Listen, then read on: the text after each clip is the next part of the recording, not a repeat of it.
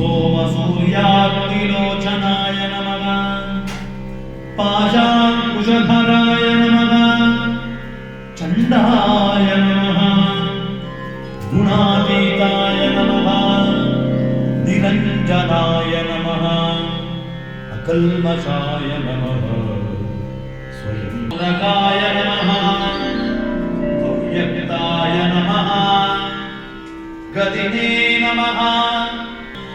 श्रीदाय नमः श्रीकेतवे नमः स्तुतिहर्षिताय नमः कुलात्रिभृते नमः जगिने नमः चन्द्रचूडाय नमः श्रीरामार्चितपदाय नमः प्रतिभे नमः स्थूलगन्धाय नमः त्रयीकर्त्रे नमः सामघोषक्रियाय नमः पुरुषोत्तम नमः वृद्धाय नमः सुभगाय नमः शूलाय नमः वागीशाय नमः सिद्धिदाय नमः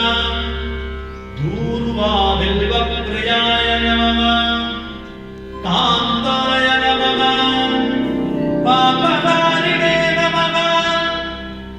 कृतागमाय नमः समाहिताय नमः वक्रतुण्डाय नमः श्रीप्रदाय नमः सौम्याय नमः भक्तकाङ्क्षिताय नमः अच्युताय नमः केवलाय नमः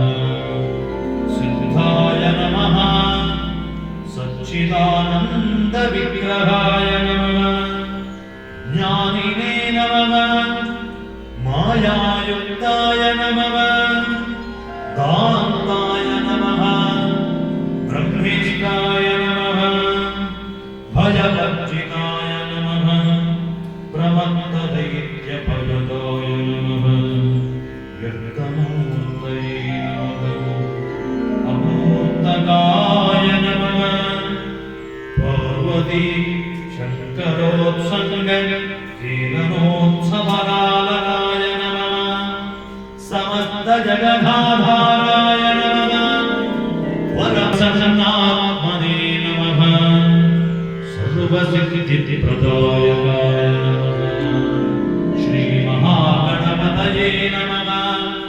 अष्टोत्तरशतनाम